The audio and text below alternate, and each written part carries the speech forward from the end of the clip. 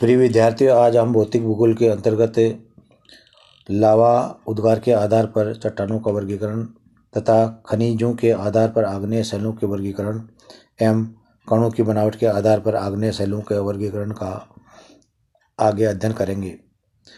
लावा के उद्गार के आधार पर वर्गीकरण। विस्फोट उद्गार से निर्मित ज्वालामुखी के तीव्र उद्गार के समय विभिन्न आकार के पदार्थ बड़ी ऊंचाई से ऊपर फेंक दिए जाते हैं तथा बाद में इनका जमाव सतह पर होता है।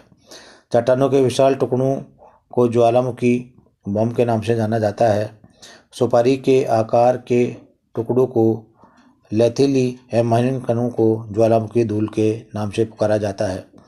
इन बारीक पदार्थों का जमाव जल में होता है, इसे टप के नाम से जाना जाता है।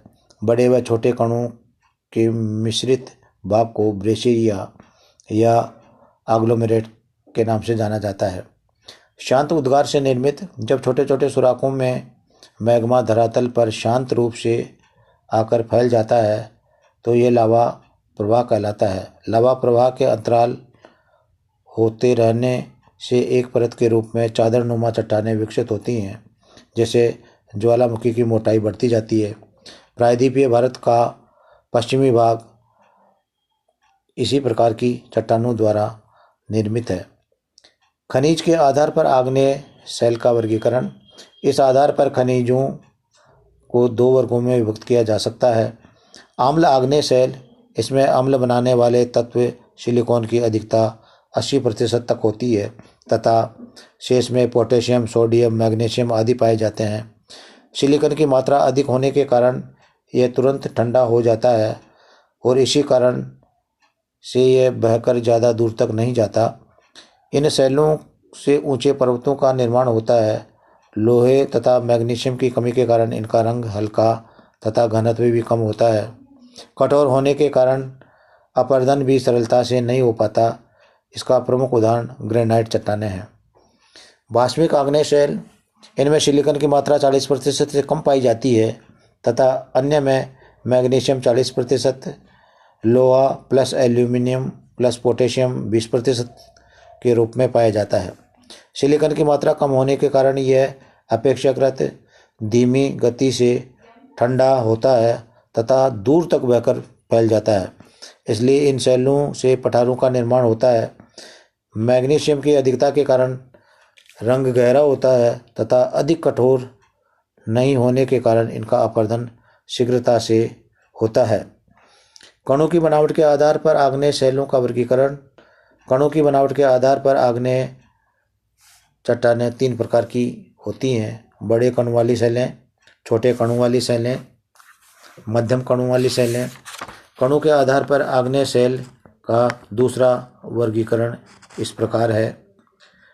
फेनेरिटिक अथवा बड़े कणों वाली आग्नेय शैल, इनमें धरातल के नीचे बनने वाली ग्रेनाइट तथा डायोराइट चट्टानें मुख्य हैं। पैगमेटिक अथवा बहुत बड़े कणों वाली आग्नेय शैल, इनमें फेल्सपार तथा क्वार्ट्ज अधिक संख्या में असमान रूप से पाए जाते हैं। एपेनेटिक अथवा बारीक कणों वाली आग्नेय शैल, इनमें कण बहुत बारीक होते हैं। इनमें बेसाल्ट, डाइक, शिल तथा स्टॉक में पाई जाने वाली शैलें प्रमुख हैं। ग्लासी अथवा कणविहीन आग्नेय शैल, इनका जमाव अत्यंत शीघ्रता से होता है। ऑब्सिडियन, पिचस्टोन, प्यूमिस एवं परलाइट प्रमुख उदाहरण हैं। पोरफायरिटिक या मिश्रित कणों वाली आग्नेय शैल, ये बड़े तथा छोटे कणों के मिश्रण से बनती हैं। टुकड़ों वाली आग्नेय शैल, इनमें चट्टानों के बड़े बड़े तथा छोटे छोटे टुकड़े पाए जाते हैं। आग्नेय चट्टानों में खनिज, जैसा कि हम आग्नेय चट्टानों की उपस्थिति के बारे में पढ़ते हैं तो उनके अंतर्गत खनिजों की उपस्थिति आंकी जाती है। इनमें फेल्सपार 50%, क्वार्ट्ज 20.5%, हार्नब्लेंड ओलिवियन 17.0%, अब्रक 7.5% एवं अन्य खनिज 5% के रूप में देखने को मिलते हैं। जैसा कि हम चित्र में देख पा रहे हैं, आग्नेय शैल के प्रमुख उदाहरण। आग्नेय चट्टानों के प्रमुख प्रकारों में ग्रेनाइट, बेसाल्ट, साइनाइट, डायोराइट आदि प्रमुख हैं। ग्रेनाइट, ये आंतरिक आग्नेय शैल हैं जो धरातल में काफ़ी गहराई पर लावा ठंडा होने से इनका निर्माण होता है।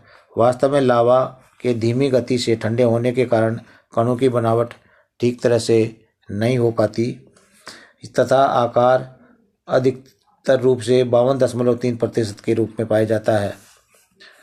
बेसाल्ट, इसे ज्वालामुखी शैल के नाम से भी जाना जाता है। प्रायः इसमें कण रवे के रूप में नहीं पाए जाते क्योंकि इनकी उत्पत्ति लावा के शीघ्र जमने से होती है, इसलिए इसे ग्लासी बेसाल्ट के नाम से भी जाना जाता है। अन्य के अंतर्गत आग्नेय के अन्य प्रमुख चट्टानों के अंतर्गत रायोलाइट, डायोटाइट, गैब्रो, पोरफिरी, ऑब्सिडियन आदि प्रमुख हैं। आग्नेय शैलों का अपरदन तथा स्थलाकृति, आग्नेय शैलों के कणों तथा खनिज गठन की भिन्नता, कठोरता आदि का प्रभाव अर्धम्य व अपरदन पर दिखाई देता है। आग्नेय चट्टानों की बनावट की विषमता का प्रभाव स्थल के रूप में उत्पत्ति, विकास एवं स्वरूप के रूप में पर्याप्त पड़ता है। ग्रेनाइट आग्नेय शैल के विशाल जमाव पर लगातार अपक्षय व अपरदन होते रहने से अगल बगल की परतें उखड़ जाती हैं तथा बीच का भाग उभरा हुआ सा नजर आता है। इस प्रकार की आकृति एक्सफोलिएशन गुंबद के नाम से जानी जाती है। संयुक्त राज्य अमेरिका का येशीमाइट घाटी का गुंबद, रायो डी जेनेरो का सुगरलोफ तथा संयुक्त राज्य अमेरिका के जॉर्जिया प्रांत स्टोन पर्वत इसी प्रकार का गुंबद निर्मित करते हैं। इसी प्रकार बाह्य आग्नेय जमाव की चट्टानों में लावा का जमाव दिखाई देता है। कभी कभी ग्रेनाइट चट्टानों में जोड़ इस प्रकार चौकोर आकार के हो जाते हैं कि आयताकार स्थलाकृति का निर्माण होता है। इस आयताकार प्रवाह प्रणाली का विकास देखने को मिलता है। जब परतदार सेल में लावा गुंबद का प्रवेश होता है तथा अपरदन द्वारा मुलायम सेल कट जाती है तो अपेक्षाकृत अवरोधक सेल का भाग संकरे तथा लंबे कटक के रूप में बदल जाता है। आग्नेय शैलों का महत्व, आग्नेय चट्टानों के प्रमुख प्रकारों जैसे granite, rhyolite, pegmatite, syenite, diorite, andesite, gabbro, basalt, dolerite, peridotite आदि का अत्यधिक आर्थिक महत्व होता है। आग्नेय चट्टानों का आर्थिक महत्व लोहा, हीरा, सोना, चांदी, निकेल, प्लेटिनम, मैग्नीज आदि बहुमूल्य खनिजों की प्राप्ति के कारण होता है। कठोर तथा मजबूत होने के कारण ग्रेनाइट शैलें मकान बनाने के काम में आती हैं। बेसाल्ट व डोलोमाइट से सड़कों का निर्माण किया जाता है। आग्नेय चट्टानों के कठोर व अप्रवेश्य होने के कारण इनके ऊपर भूमिगत जल की अधिक गहराई तक पाया जाता है। इनमें उष्ण जल स्रोत तथा गंधक तथा अन्य खनिज मिश्रित जल पाया जाता है। अनाच्छादनात्मक शक्तियों तथा इन चट्टानों की सहायता से अनेक विशिष्ट स्थलाकृतियों का निर्माण करती हैं। आग्नेय शैलों के अपक्षय से उर्वरक, लावा मिट्टी, काली मिट्टी की रचना होती है। अवसादी शैलें, अवसादी चट्टानों का निर्माण अवसादों के एकत्रीकरण के परिणाम स्वरूप होता है। वाशिष्ठ के अनुसार अवसादी शैलें प्राचीन शैलों व खनिजों के अवसादों के परत के रूप में संगठित निर्मित होने से निर्मित हुई हैं। परतों के रूप में पाए जाने के कारण इन्हें परतदार या स्तरीय शैलों के नाम से भी जाना जाता है। अवसादी शैलों का निर्माण पूर्व निर्मित आग्नेय शैलों के क्षय, वनस्पति, जीव जंतु पदार्थों के द्वारा निर्मित होता है, इसलिए ये गौण शैलें भी कहलाती हैं। क्रस्ट के सबसे ऊपरी भाग पर अवसादी शैलों का सर्वाधिक प्रतिशत है, जो लगभग 75% तक पाया जाता है, तथा शेष पर आग्नेय व कायांतरित शैलें पाई जाती हैं। इस प्रकार भूपटल के क्षैतिज विस्तार में अवसादी शैलों का सर्वाधिक प्रतिशत है। यद्यपि समस्त पृथ्वी के संदर्भ में अर्थात भूपृष्ठ के संबंध में 95% भाग आग्नेय व कायांतरित शैलों का है तथा शेष यानी केवल 5% पर अवसादी चट्टानें पाई जाती हैं। अवसादी चट्टानों की विशेषताएं। अवसादी चट्टानों का निर्माण चट्टान चूर्ण, जीवाश्मों व वनस्पतियों के एकत्रीकरण द्वारा निर्मित होता है, इसलिए इसमें जीवाश्म पाए जाते हैं। क्रस्ट के सबसे ऊपरी यानी भूपृष्ठ पर अवसादी चट्टानें 75% भाग पर विस्तृत हैं, इसलिए अवसादी शैलों का महत्व केवल क्षेत्रीय विस्तार की दृष्टि से अधिक है, न कि भूपृष्ठ की गहराई की दृष्टि से। ये परतों के रूप में पाई जाती हैं, परंतु रवेदार नहीं होती। ये संगठित, असंगठित या ढीले भी हो सकते हैं तथा चट्टानों का संगठन, संयोजक तथा खनिजों का निर्भर होना इन्हीं पर निर्भर होता है। अवसादी शैल क्षैतिज रूप से बहुत कम पाई जाती हैं तथा पार्श्ववर्ती दबाव के कारण परतों में मोड़ पड़ जाते हैं तथा अधिक दबाव के कारण ये टूट जाती हैं। इनमें संधियों व जोड़ देखने को मिलते हैं। अवसादी चट्टानें कोमल होती हैं तथा अपरदन का प्रभाव भी इनमें शीघ्र दिखाई देता है।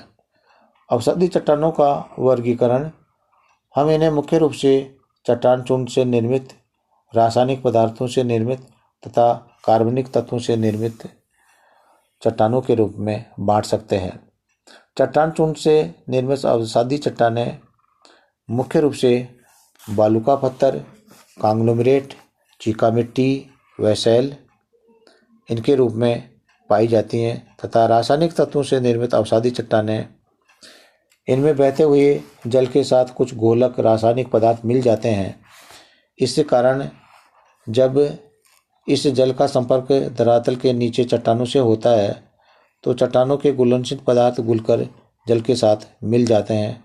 बाद में दबाव कम होने पर जल की प्रवाह गति में कमी आने तथा जल के वाष्प में परिणत हो जाने के कारण ये पदार्थ जम जाते हैं। कार्बनिक तत्वों से निर्मित अवसादी शैलें, इनको मुख्य रूप से चूना प्रधान शैलों तथा कार्बन प्रधान शैलों के रूप में एवं सिलिका प्रधान शैलों के रूप में बांटा जा सकता है। अवसादी शैलों का आर्थिक महत्व, ये शैलें मुख्य रूप से कोयला का स्रोत होती हैं। अवसादी शैलों में वनस्पति व जीवाणुओं के सड़ने से पेट्रोलियम पदार्थों जैसे बेंजीन, केरोसिन, गैसोलीन, पैराफिन एवं तारकोल की प्राप्ति होती है। प्रायः बालूका पत्थर व चूना पत्थर में तेल के भंडार पाए जाते हैं। अवसादी शैलों में भूमिगत जल धरातल के पास होता है। बालूका पत्थर, चूना पत्थर, मृत्तिका आदि भवन निर्माण सामग्री के रूप में काम में लिए जाते हैं। उत्तरी चीन में लोपच प्रदेश में मिट्टियों को काटकर भूगृह निर्माण किया जाता है।